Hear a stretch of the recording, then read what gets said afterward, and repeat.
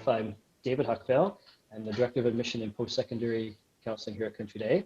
And if you viewed our 3-minute intro video here on the Our Kids portal, we've already met. I'm indoors now. That was great to be in our outdoor classroom and film that introduction to our school. But in my office tonight, it's great to be on campus, and I've got a great space here, so wanted to settle in. I'm joined by 3 community members as we start this event tonight, 2 alumni and a parent of a current student and an alumni. So double duty for our parent rep tonight. And I have the easiest job this evening. I'm not really answering questions as much as asking them. And I'm gonna kind of be your voice in asking questions that we think will help you get to know us. Many of you would have taken part on the Our Kids open house. At the end, I'm going to talk about ways you can continue to reach out and continue the conversation with us here at CDS. But I will throw over to our panelists now and get them to introduce themselves pretty briefly, a little bit of their CDS history, and then kind of where they are now. And I thought I'd start with the students and maybe our most recent graduate, Corson, as he was explaining just before we began. He's had to call in tonight because his workplace wouldn't enable Zoom, and he found his way around that to be here tonight. So we have Corson Panaton, who's going to be, I'm going to get him to introduce himself, and we'll go from there. Fantastic. Yeah, thank you for the introduction, Mr. Huckvale. My name is Corson Panaton. I graduated from the Country Day School in 2017 after 4 fantastic years. I am currently a 3rd-year mechanical engineering student at the University of Waterloo, and I spent the last 12 months in Palo Alto, California, working for Tesla Motors on an internship. So I picked Corson because he is an awesome person. He made such an impression here. The fact he's doing an internship at Tesla, I didn't think that was a negative, for sure. That and I know he's enjoyed that experience, and he shared with me some of the process that went into getting that, and boy, it was that combination of skills that we think are pretty central to a CDS experience. So that's Corson. So I'm going to turn the mic over to Paige now to give a brief introduction of herself. Hi, everybody. Thanks, Mr. Huckvale. I graduated from CDS in 2016. I was at CDS for 14 years, so my whole life, junior kindergarten to grade 12. Absolutely loved every minute of it. After graduation, I moved to New York City, attending Parsons School of Design, where I studied interior design and architecture. And I just graduated in the spring, and now I'm interning at a design firm in Toronto. And I'm also just pursuing some more long-term positions. And due to COVID, it's a bit tricky, but I'm still full force applying and applying and applying. But yeah, it's great to be here. Thanks, Paige. We'll get into detail about those 14 years as we go. Okay, and so last but not least, at this moment, is our parent representative. So it says Daniel, but there's a reason for that. So Julie, take it away. Daniel's my husband. I'm Julie Joffe. I'm in his home office, which looks way better than the closet that I usually work in. So anyways, I'm Julie Joffe. Thanks, Mr. Huckvale. I am a parent of 3 kids, 2 of them from CDS. So my son, Zach, who actually went to school with Corson, he is currently in software engineering at University of Waterloo. And I have, so he graduated in 2017, and I have my daughter, Sophia, is there now. She is in grade 12 GY right now, and hopefully she's looking to go to business school at Queen's. And that's where we're at right now. Great, thanks, Julie. So there are some questions that we wanted to start with that were kind of the ones that I think Our Kids was having people ask in different sessions, because hopefully you're heading to different events like this and comparing and contrasting. The search for the right independent school for your family is a big task, and so we wanted to be consistent with some of the questions that you're hearing maybe from some of the other visits. So I'm going to start with Julie, and I'm going to ask her to tell us what surprised her about Country Day, because like you, she's a good researcher. I think she had done her research, but I'm curious of what was surprising. So okay, so when you say that, I know exactly what to say to that, because what blew us away from CDS. So my son started when he was in grade 7, so middle school. He was coming from a parochial private school, which the level of education was great there. But we got to CDS. When we came, we knew we were expecting a great education, well-rounded, all the stuff that we had expected. We did do our homework, like Mr. Huckvale said. What we were blown away, my husband and I, was when we went in grade 7 to the first parent-teacher interview night. When you get your 15 minutes with each teacher, just the parents and the teacher. We were so blown away after that parent-teacher interview night, how every teacher consistently took such ownership over what happened in their classroom. The success, ownership over the success of the students, of the types of support and level of commitment that teacher had for the students in that class. It almost felt like that teacher had created their own mini private school. And we came home, our head was spinning. We were so happy, just thinking, oh my God, how lucky are we that our child is going to this school. And it continued all the way through. Now we're in our 10th year with our second child. And when we got to high school, it got even the level of commitment from the teachers to the students and the parents was even bigger. So that just totally blew us away. We're not expecting that. And now we're spoiled because we expected, and of course it happens every year, but the teachers are just great. So that's what I would say, that we were not expecting that level of commitment. Messing with I'm getting way better at technology for sure, but I had a chat note that mentioned that maybe I was hard to hear. So I'm raising my volume a bit and hoping that, and I'm gonna look to Julie and Paige maybe as my guides as to whether they can hear me. I hear you fine. I hear you great. Okay, good. So I'm just gonna project. It's hard when you're in this small space, but I can do it. Thank you, Julie, for that. I'm gonna shift over to the students, and let me start with Paige, because you, as you described, you were here for a long time. Yeah. How would you describe the school's culture and values from a student perspective? So not, maybe what we put on a website or what a director of admission might say, but from you personally as a student. I remember on graduation day, actually, I described it as a home away from home. And I've stood by that statement every time I go and visit, even since graduation. I just love seeing the teachers and the relationship that I built with them over the 14 years that I was there. It was truly an amazing community to be in. And like I was even thinking of today, the art teacher that I had in grade 4 was the same art teacher I had in grade 12, Miss Castellan, who I'm still in touch with.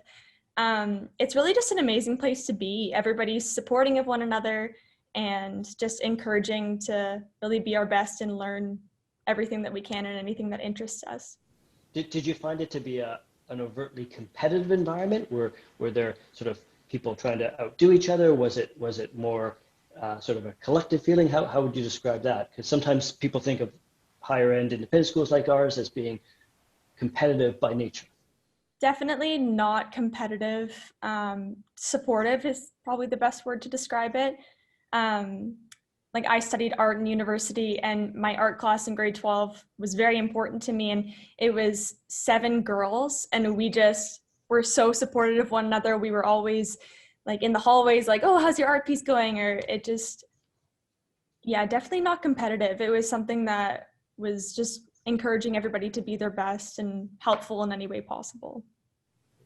Corson, how would you describe the culture and the values that you felt? You joined later in your tenure in high school, so yours was kind of a smaller sample, but a really important one. Any things you'd like to add to that? Yeah. There were 2 things I think that Paige said that I really connected with there. The first one, mentioning when you return back to the school to visit. And the reason I think this is important to talk about is when I come back to CDS for alumni events or on a whim to visit some teachers, immediately when I turn into the driveway, when I walk into the main atrium near the front office, really, especially all the places that I spend a lot of time, science wing, the music hall, things like that. When I walk there, I immediately feel comfort, and it's really nostalgic that way, as I think a lot of high school experiences are. But what's unique about this one is that really, when you see the teachers again, when you, most of the staff, it's like you hadn't seen each other for 2 weeks, not 2 years. They really, I found that the teachers I had were dedicated to getting to know me, understanding my interests, how I learned.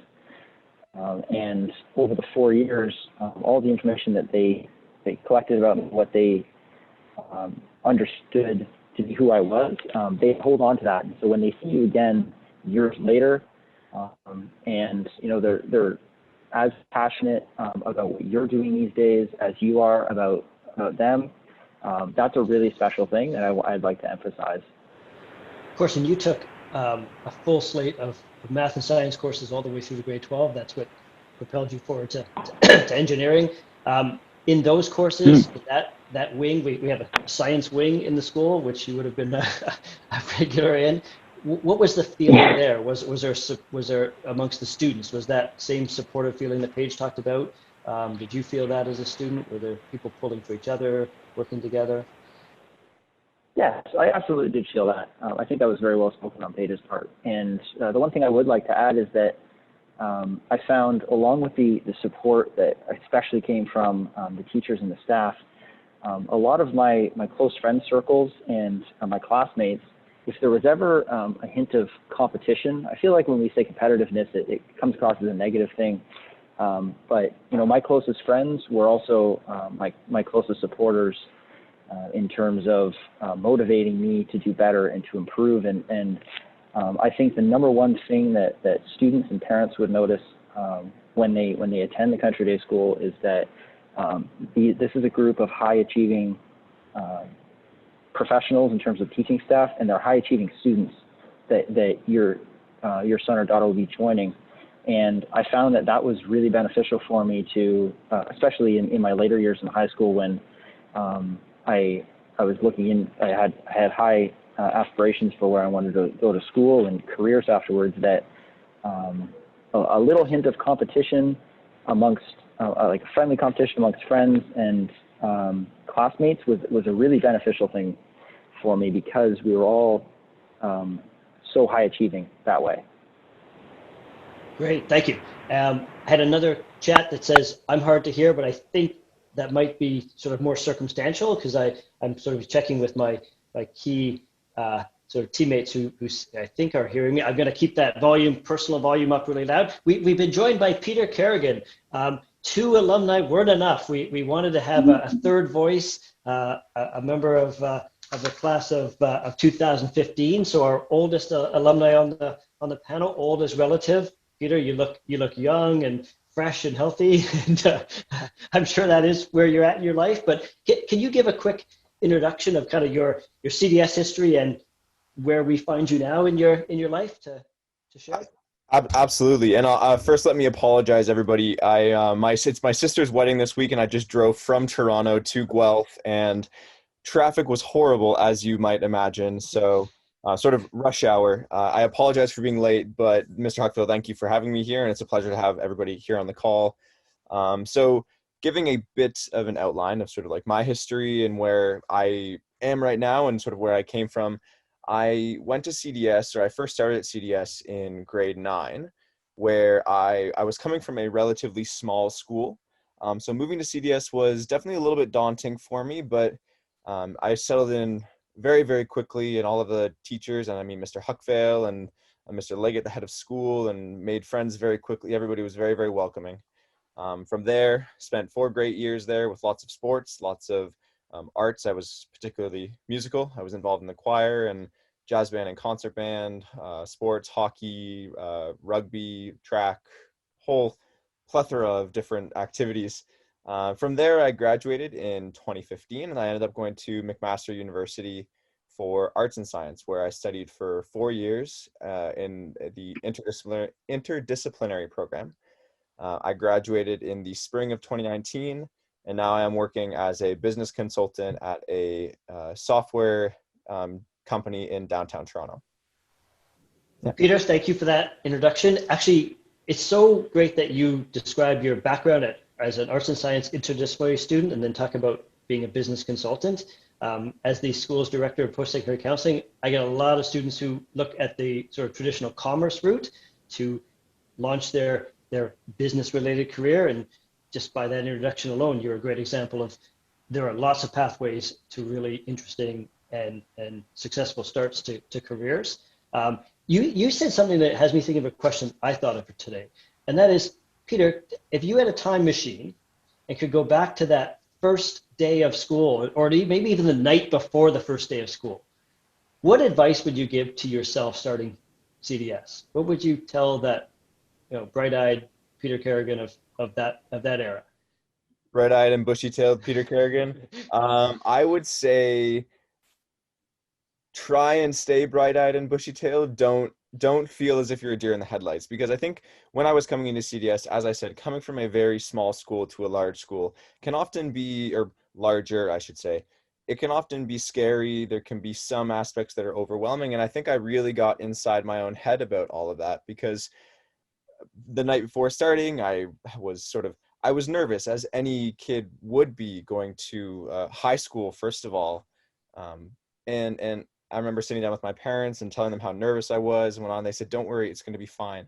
And as soon as I get there, I see my mentor when new students come to CDS, and I don't know, Mr. Huckville, if CDS is still doing this, they're paired with an existing student there to show them around and help them figure out what's happening and where their classes are, and they know that they have somebody to sit with for lunch. And my mentor, or my sort of partner for that time, was Aidan Weening, who I believe Aidan went to Waterloo or maybe University of Toronto. I can't quite remember, but he and I we stayed friends throughout our time at CDS.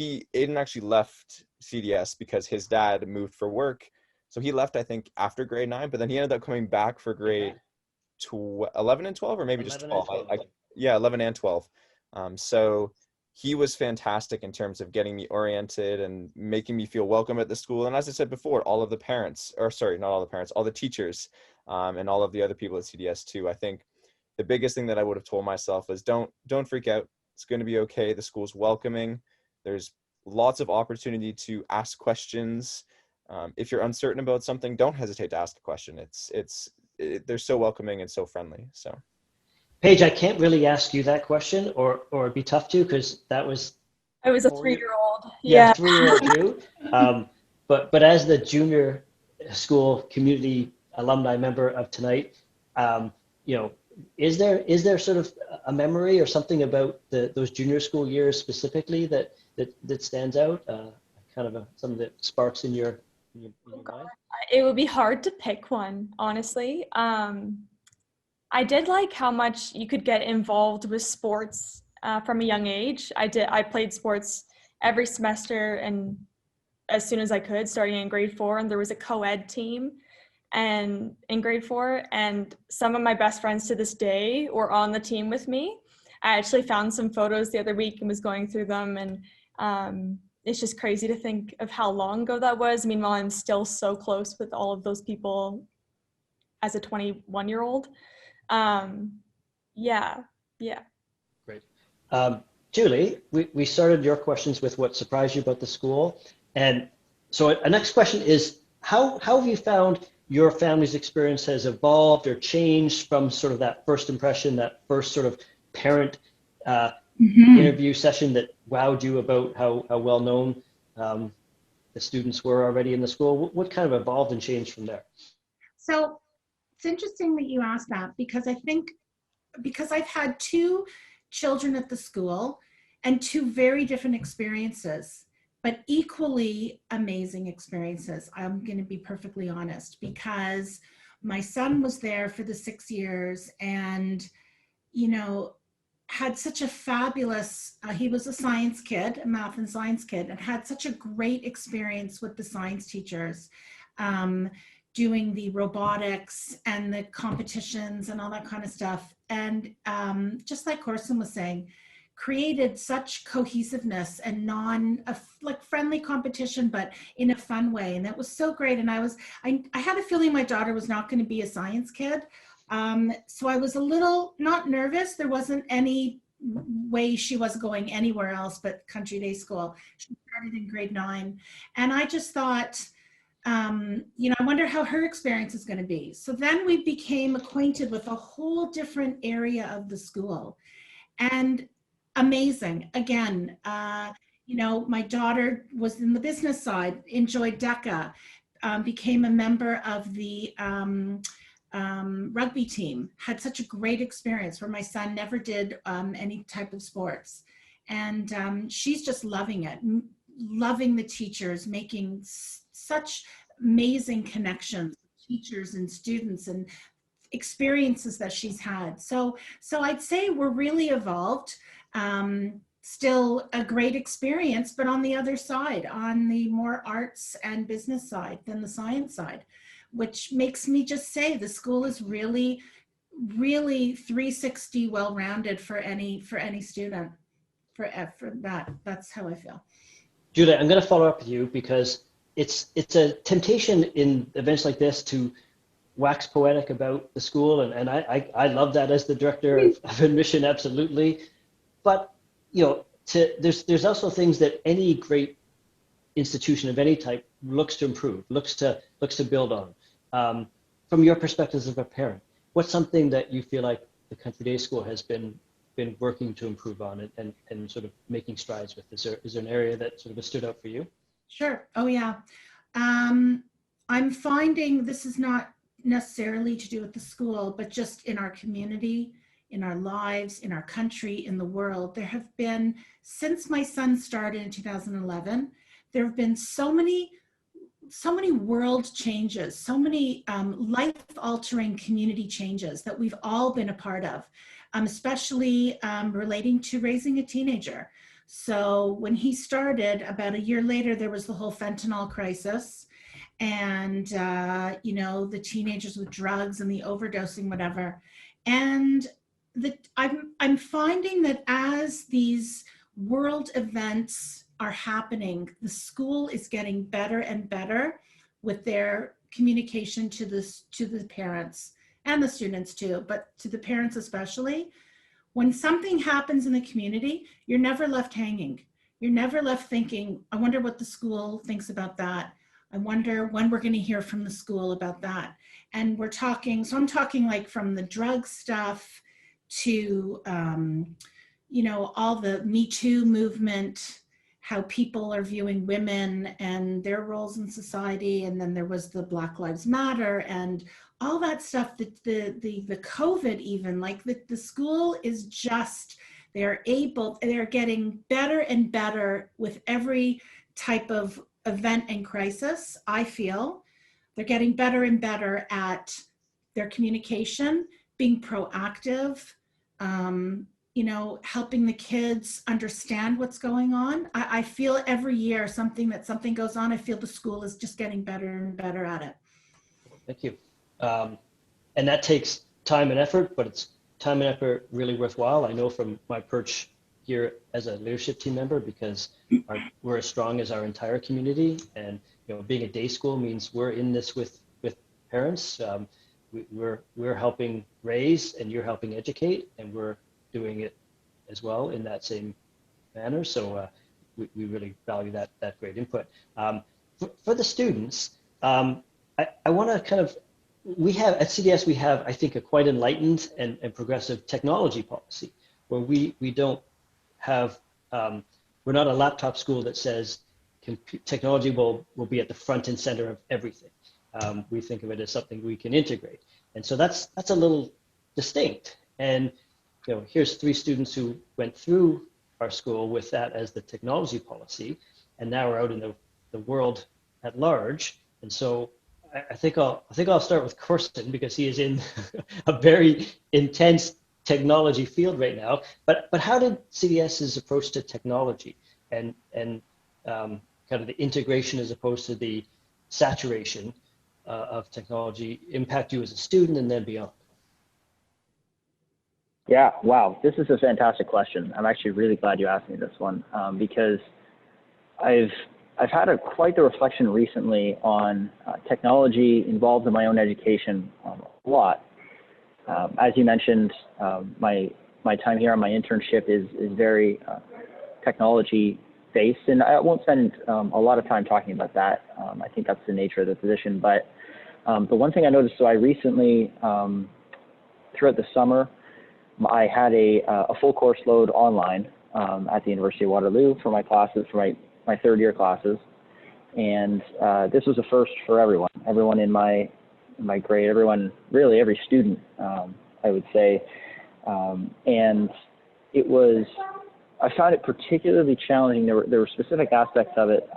A lot of it was related to how almost like the technology, you can find things that are impersonable. I found my online lectures were sometimes difficult to learn from, and that wasn't even a conscious thing. I wasn't sitting there going, wow, I don't understand this because I'm looking at it through a screen. It was just, as you work through it over a long period of time after 4 months of studying, you realize, wow, that was a lot more challenging than being able to physically attend lectures and go in. And so the way I'd like to address CDS's approach to technology and why I think it's a really great approach is that I find it's really important for us to have that in-person, on-paper education combined with the technology.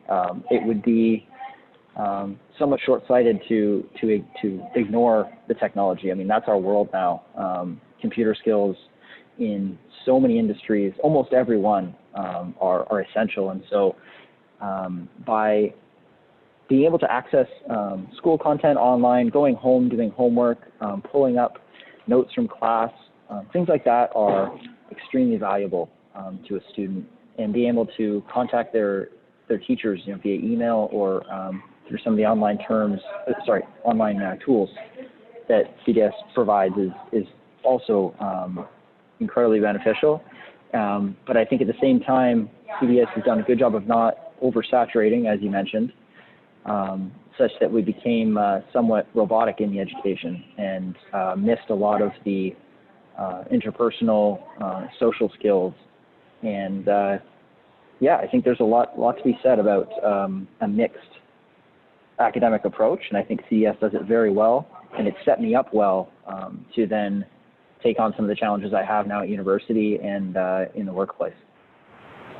Paige, as a creative industry community member, how did you find kind of that CDS approach of people and technology coming together? Did that serve you in your foundational years and then beyond? Absolutely. I would probably describe as the technology use as something that was used when it could benefit the student. So it wasn't always used and it wasn't never used. It was sort of used in the best opportunities or used in the best ways to help the students. But probably the biggest thing that you would make me sort of think of was the known phone policy at school, which in my mind, thinking back, actually formed a really healthy habit with me and my work ethic, where phones are obviously a huge distraction. Everybody can agree to that. And eliminating that from the school environment definitely was something that I stuck to even through university, because I could focus best when I was just sitting down with my work, rather than sitting down with my phone and my work, which I know is something that a lot of people do or a lot of people sort of stick to. So I think from a young age, sort of growing up in that system and that way of working definitely benefited me. Great. Peter, I'm going to switch questions and ask you one about sort of student empowerment. What would you say are some of the ways that CDS tried to make learning a student-focused activity and empower students in their learning? Was that something you felt when you were a student here? Was something that CDS valued and took seriously? Yeah, I would say CDS took empowering students to engage in their learning. And I would say something that I picked up or started picking up at the middle school I went to before coming to CDS was the whole idea of self-directed learning. And I would say CDS took that concept of or I shouldn't say took, because they sort of had their own version of self-directed learning, but in terms of they combined self-directed learning with the presence of teachers and mentors who were really passionate about encouraging students to pursue what their interests are, but then also working to try and push us a little bit outside our comfort zones and saying, hey, if you just take this one little step outside of your bubble, you might find something that is really, really interesting to you. So I would say the teachers were incredibly empowering, not only in that they supported you in what your interests were, but they also encouraged you to explore, and they encouraged you to ask questions that maybe you would have been hesitant to ask before. Because in my opinion, without asking those questions, you're never going to know the answer to them, right? You could sit there for hours on end and you could listen to your teachers talk and you could take your notes, be that on a computer or on paper, but without the encouragement and the knowledge that you are able to sort of go beyond and ask those questions that are at the front of your mind, I think that was perhaps one of the most empowering things that teachers could do for me. And I still remember in chemistry class with Mr. O'Reilly and having him sort of uh, going through all kinds of, and I'm not a chemistry student anymore, and apologies, I may have forgotten a lot of my grade 11 and grade 12 chemistry, but I still remember him going through topics that at one point were really difficult for me to understand. And then as the year went by, me and my other classmates really began to pick them up and really excel at them. And then we got to a point where we started to actually ask more questions, and he would stand up there at the front of the class and do his Mr. O'Reilly face of just sort of shock, and it's this weird combination of shock and also awe, and sort of he was surprised that we were asking these questions, because not only had he really helped us learn the sort of chemistry principles really well, but he had also encouraged us to go beyond what we were just learning from him and sort of start to inquire about concepts that were outside the range of the curriculum. So certainly very empowering, and a lot of encouragement to pursue knowledge outside of what specifically is sort of mandated that we learn.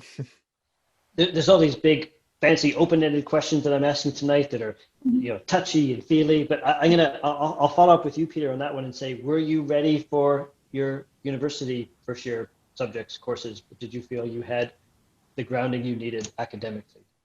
I would certainly say so. So the program I took at university, as I said, it was and still is an interdisciplinary core or program.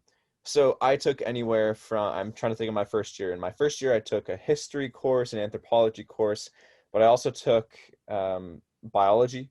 I took calculus. I took physics in second year. I took several different philosophy courses, political science courses, a, a number of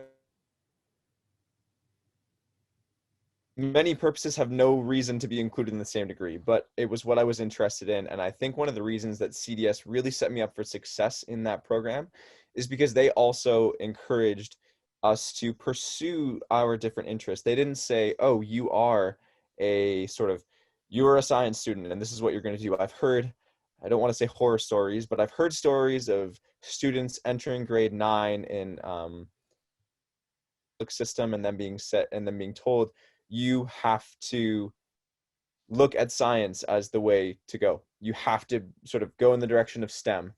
But at CDS, if you had an interest in one area, the teachers really encouraged you to pursue that interest, but also to sort of broaden your horizons and look at other areas of interest as well.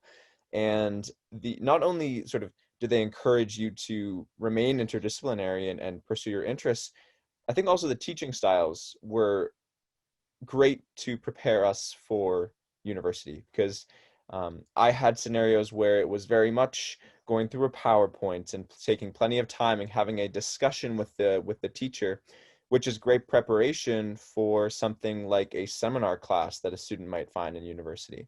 On the other hand, I remember Mr. Tony Young, who taught me. I had Mr. Young for ethics in grade 9, grade 11, 12 history or something like that. Can't remember exactly. Again, it was a little while ago.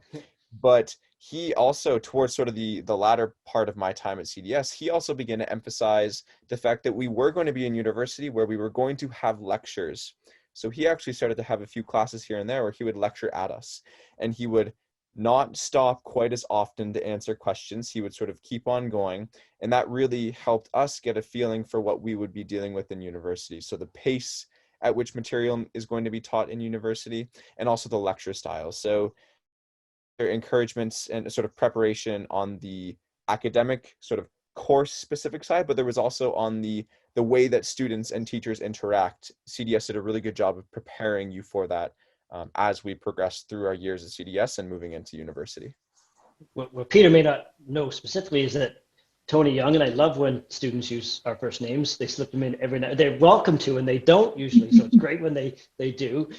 Such respect. But Mr. Young led a team that did research into what students needed to be equipped with when they went from high school to university. We visited 5 different universities over a 2-month period, met with educators at universities, and really tried to walk that back to our practices. So he led that committee. So not surprising that he was on the vanguard of that with you, Peter. I don't want to belabor this readiness for university point, but because I have Corson on the phone, big bad Waterloo engineering, I do want to ask that question for a brief response for Corson, because I think Waterloo takes pride in having first year be pretty intense and insane. And so Corson, that same question about, did you feel ready to go?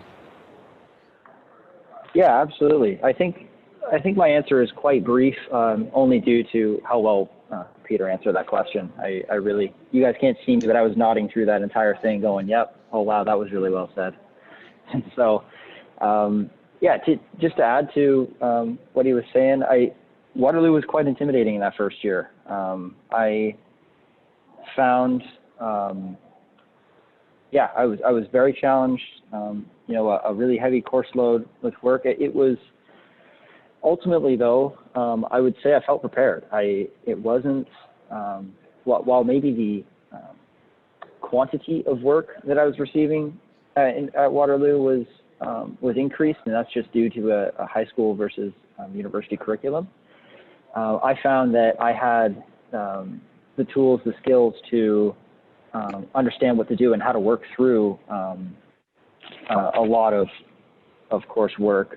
I would say particularly what comes to mind is my Calculus 1 course. And one thing that I really appreciated about the CDS curriculum and the courses they offered were the AP, the applied courses. And I was, as you mentioned, I was a math and science student, ended up being in engineering, and I took, in particular, AP Calculus in grade 12. And that was much more of a key player in my life now than I ever realized. And by that I mean the extra content and the encouragement really that I received from my peers, from my teachers, and this comes back to that constructive competition, is that I was motivated to take the more rigorous calculus course and learn the extra content. And what ended up doing was, in the moment, by the time I was graduating, maybe I said, yeah, that was challenging, and I was going to a school that I was really proud to be going to come September.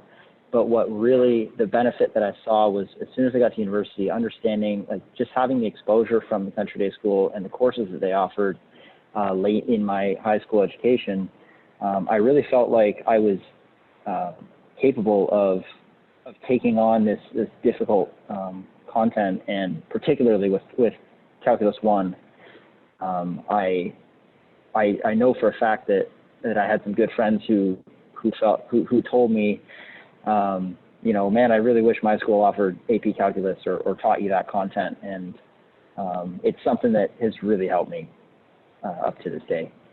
Thanks, Carson. Paige, if you had a bad day, or even a really bad day, did you have somebody here that you could turn to? Absolutely. Yeah, Miss Kukuk, the guidance counselor, who is no longer at CDS actually, but I'm still in touch with her, which is how I know that. The guidance system at the school was amazing. You could walk into the office anytime you need for really anything. If you just wanted to even say, hey, do you want to sit down and chat? Anything, they were there. And even if it was something that you really seriously wanted to talk to them about, definitely there's always somebody supportive. And it didn't even have to be a guidance counselor. It could be a teacher. I could go to Mr. Collins, who was the gym teacher, and my volleyball coach, who I was very close with and still am, or Miss Castellan, who was my art teacher. You could really go to anybody, and especially even the students at the school, my friends, everybody was just encouraged to be there for one another, which I really loved. Thank you, Paige.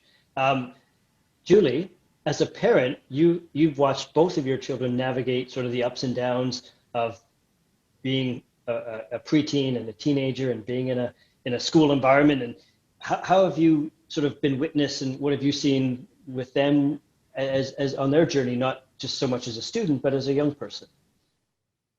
Amazing support from the school. Just what the other students, past students, are saying, especially guidance. Susan Scott is unbelievable. She is a professional who is at the top of her game. Has offered both my kids over the course of their experience at CDS a lot of support and guidance, emotional support, bridging a gap between the teachers and the students, kind of being a middle person. Teachers are very approachable and answer to students as well as parents very, very timely, usually same day. So if there's an issue or something, nothing gets dragged through. Nothing gets, oh, I didn't hear back from that teacher, or I can't get in touch with guidance. We had an incident once where Miss Scott got a few teachers together with my son and my husband and I, and we hashed some things out and just moved on. So really like the 360 cohesive approach to the whole team, teachers and administration.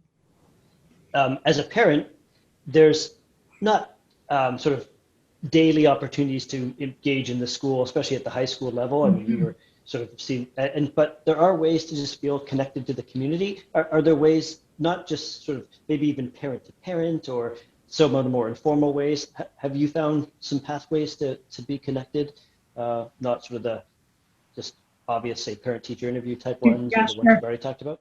Yeah, sure. When Zach started in grade 7, and I know it's even gotten stronger from there, there's such an active parent community at CDS. In so many different ways you can connect with parents that you don't have to do it through the students. I've met some friends that I probably will be friends with for life through parent committees, through various events that the parent committee organizes. There's a class parent for each grade. There's like 4 of them for each grade, and they're constantly keeping everyone in touch. Just the parents. Lots of different ways. There's actually one thing I want to mention also. Since COVID has happened, and it's such a weird experience, that my daughter's room, so she's in grade 12, is right next to my bedroom and my office. And hearing her on being a fly on the wall and hearing her discussions with her teachers, because they were Zooms and because, they're not that private because I'm in the next room. Completely blown away again from hearing how the teachers, being a fly on the wall and hearing how the teachers interact with my daughter and hearing how they interact in the Zoom class, just, made it just even all that much better. Just thinking, oh my God, these teachers are so great. How happy I was to hear. I know that doesn't answer your first question, but just It's a Yeah, great extension. just to hear just how the school completely picked up on the first day back from March break until the middle of June with and my daughter needed some extra help and the teachers were there and on the weekends and at night, and it was just amazing. So kind of being a fly on the wall. I had just had to mention that. But And my hope, I think all of our hopes are that the families that have joined us tonight will join a school in September 2021 that will look more pre-COVID than it looks current COVID, because we'll be post-COVID. That may not be the case. We're ready to follow the science and follow the public policies and do what's the safest and best for our students. I personally, and to our alumni, I'm really proud of the pivot that we did make to online learning last year. And then now the approach we've taken to in-person school. We have students here every day in a risk mitigated environment where we can see them in person and teach them and have all those great interactions. It's not normal for us to have some of the things that are missing, but I think we've just done really great, and so I feel really proud of that. So thank you for sharing that. Our alumni panelists tonight are all they were all and are still our leaders, and so as student leaders, Peter's up in the top corner of my screen, so I'm going to ask him to talk a little bit about how joined the school in grade 9 and jumped in as a school leader. How did that go? Were you someone who would have done that automatically, or did you sort of get drawn in because of your experience? What kind of led you to taking on leadership opportunities? Yeah, so I mean, again, I sort of mentioned this before, but coming to CDS in grade 9, I was definitely a little bit nervous. I've already said how, if in response to your question, David, I should say. Again, still trying to get used to calling you David after so many years of Mr. Huckvale and whatnot. But yeah, in response to your earlier question, I had said how if I could go back and tell myself one thing, it would be, don't worry, everything's going to be fine. And I think coming into grade 9, I was nervous. I knew that there were certain things I wanted to do right away. I mean, I wanted to be involved in sports. I wanted to be involved in music. I wanted to get good grades, all of those things. And to a certain extent, like, those are the same things that I had been doing already. Like, those had been, like, in middle school and elementary school, I had been, I had done well academically. I loved to play sports, and I was musical. So I was sure I wanted to maintain that in my time at CDS. Now, what I was a bit less certain about was how, sort of the other ways I was going to become involved in student life, let alone sort of in leadership positions. And I began to realize, as my confidence grew within the first week and then within the first 2 weeks of grade 9, and I started to make friends not only within my own grade but also within other grades as well. I remember specifically the year above me, a few of the guys who I sort of like looked up to as people that I was like, wow, you're more outgoing, you're very outspoken, you're smart. A couple names come to mind. I'm sure the other students on here remember, and David, I'm sure you do as well. Josh Wilson, James Simmons, James Oliver, that whole group of troublemakers, if you will. I stay in touch with them every now and then, but I looked up to them and I thought, wow, you guys are like, you're really putting yourselves out there. A couple other, like Brittany Jackson too, running with her on track and seeing how she handled herself. And again, I found it really inspiring. So once I reached a point where I could also begin to pursue some more student leadership opportunities, I was motivated. I had seen other people doing that, and I was really interested in pursuing that myself. So in my grade 11 year, I became involved with I think it was the Social Justice Club, and I was sort of a co-president of that. And I mean, leadership opportunities popped up there. And then I think mixed in and amongst there were leadership opportunities on sports teams, where you could have a really bad game and everybody's down, but all it takes is that one person to sort of stand up and get the whole team's sort of energy back up and give it a little bit of a confidence boost. So along the way, there were opportunities to engage in some leadership there as well. And then I think the real where it all culminated was in grade 12, where I was fortunate enough to be a member of student council, and I got to work with a phenomenal group of other members of student council where we put on lots of different events for the school, sort of school hype as well. We were sort of in charge of trying to get at some sporting events and motivating people to come out and whatnot.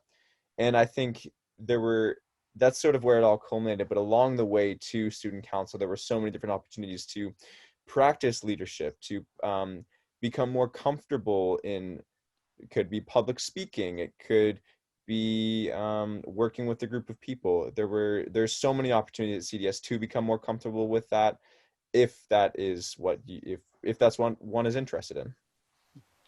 Thanks, Peter. Paige, you're now getting into the time of your life where you have friends and colleagues in the world, and they may ask you about where you went to school, and they might even ask you to recommend the school. Have you had that moment yet where someone asked you about your school because they were thinking about it in their life, and how did that go? What was the first thing you said to them? How did you react to a question like that?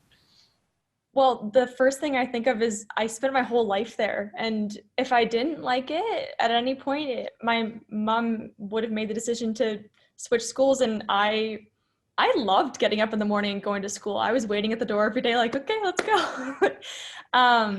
So definitely, yeah, actually to a cousin of mine my cousin's child actually now goes to CDS and is in grade 1, I believe, which is kind of cool to see it come full circle. But definitely he reached out to me and said, what was your opinion on the school? What was it like? And she's loving it as well, which is amazing to hear. Yeah. So that legacy's already begun. Yeah. I'm waiting for, we're a relatively young school. I call us middle-aged. We're about to turn 50. And as just like in human beings, I think that's the prime of your life. I say that personally. So with the school. And so we're getting into that. And we've grown over the years. So we're now a school of close to 780 students. Back even when Paige began, we probably were closer to 550 or 600. So we have a burgeoning group of alumni represented here so well, and it'll be really neat to see. Not that I'm putting any pressure on you three, but when that generation's kids look to come to CDS, in admissions the last few years we've had a number of legacies, much more than in years before, and that is a great testament to the school's connection and to the what the impression it's made, because that's a great testament that they look to bring their kids back in the day. Julie, again, parents primarily in the audience tonight. I'm sure there's some students sitting there as well. When you were researching schools and choosing CDS, is there something that you really thought was a crucial moment or a crucial conversation or a crucial question? Same time machine that I offered Peter earlier. What would you go back and maybe tell yourself, this was great, or maybe I could have done this? There's folks in that seat right now. I found, and my husband and we found that one thing that CDS offered that other schools didn't was actually the service that you provide. And having the students have a university or college, my kids went to university, but university college, some type of post-secondary, ushering into the post-secondary experience and starting to talk about it, like in grade 10, grade 11 became serious, not in a confrontational or pressuring way, but hey, it's time to start thinking about things. We knew that you and your team provided that. That actually was that was a big reason why we came to CDS, because we felt we were making such a huge financial investment in our children. Well, in Zach, to start off with my son, because my daughter wasn't there yet, but we wanted it to carry through and pay it forward for post-secondary. And so that really was the clincher of why we signed up for CDS. I mean, there were so many. I'm sorry. As you say, the check is in the mail for that. Thank you for that. I know. No, it sounds funny because you're the one who's, administering this conversation, but really, I mean, the help that you've given with both of our kids, making the choices, and it wasn't just one, it's not just, what you and your team does. It's not just one conversation.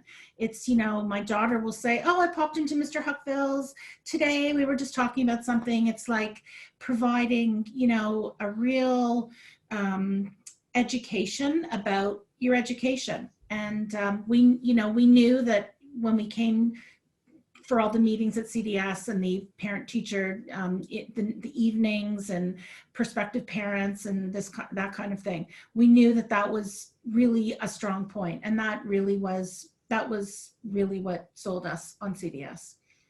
If I could actually jump in on that point as well, Mr. Huckville, you were beyond helpful with me applying to universities, so I can second that 100%. Studying in the United States is something that I never really expected would happen, to be completely honest, but I always knew I wanted to study art or design or something of that capacity, and I wasn't really aware of what programs were out there.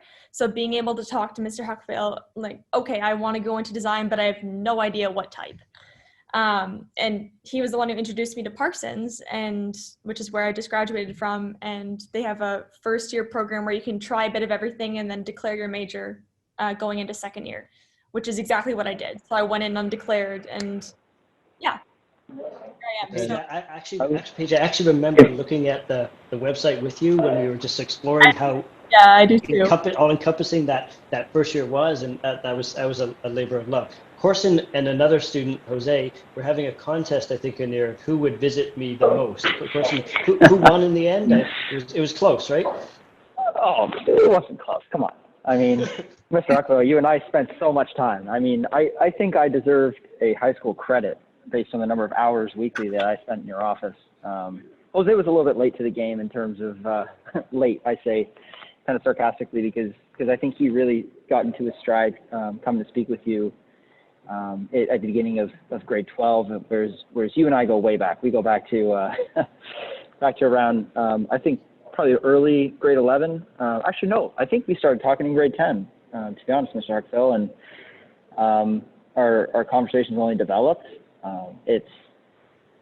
What an aspect, what a whole level of dimension it added to being prepared for university, understanding where to go. Paige had a great point about studying abroad for her post-secondary education, and Mr. Huckville and I feel like I caused a few extra gray hairs for him with the places I applied. I ended up applying to 5 Canadian schools, 5 schools in the UK, and 5 in the United States. And I really never left him alone, but nonetheless, he was consistently welcoming.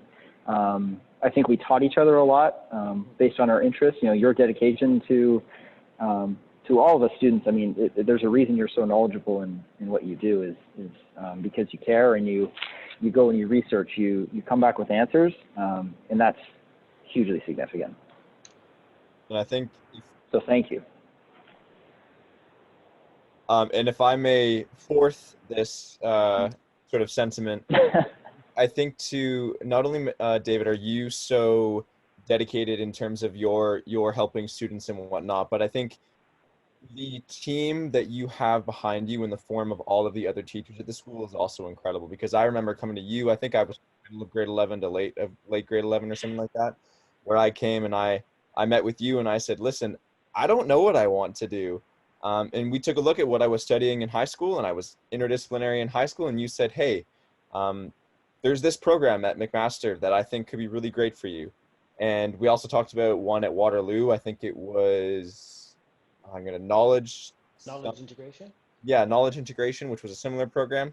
I decided upon McMaster for multiple reasons. I mean, the program, I liked the university better. I won't get into that right now. So not only were you... We're going to hash this out now, Peter? No, we're not going to do the McMaster Waterloo thing, Corson. We can do that another time. We'll do that on our own time. Don't worry. Okay. Call me after. But that's good.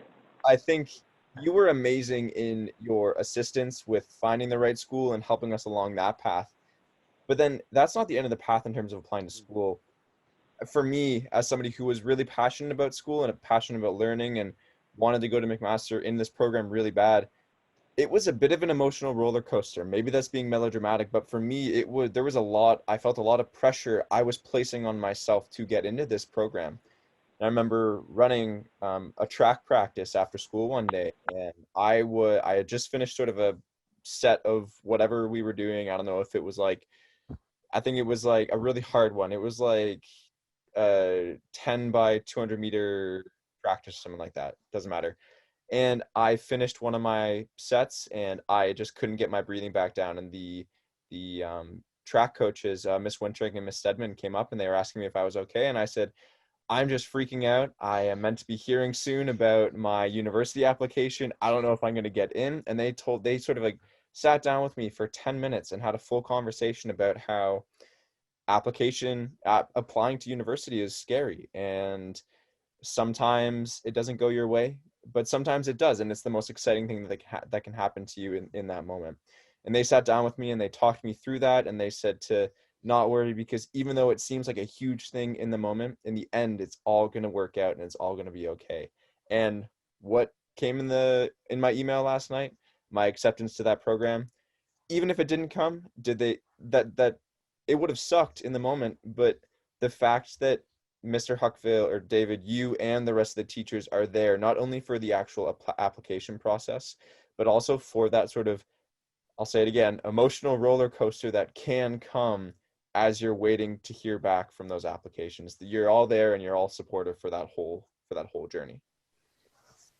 You know what? That although that seems like a smallish topic, university and sport, it really does, I think, kind of close our discussion here well about the kind of people who make CDS the place that it is, the parents like Julie, the alumni and current students like our panelists like Paige and Peter and Corson.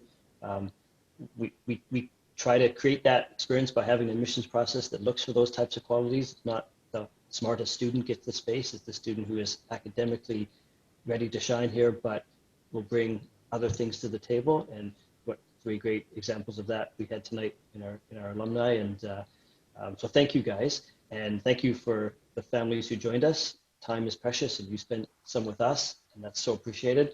There are more ways for you to continue to learn about CDS. There are individual conversations that you can book via our kids portal. That's one pathway, but we are here and ready. Those same tenets of supporting students, and we bring that to our admissions department as well. So if you want to have a conversation on the phone, by Zoom, by Google Meet, we have virtual tours we're doing with families. We hope to have you on campus at some point, but we'll poke around with our Google Meet tour, our Google platform tour, and show you the spaces and talk about the school, and we'll make it really personal. And so hopefully that was the overriding impression tonight, that this is a school that cares about its community. Thanks everyone for joining us.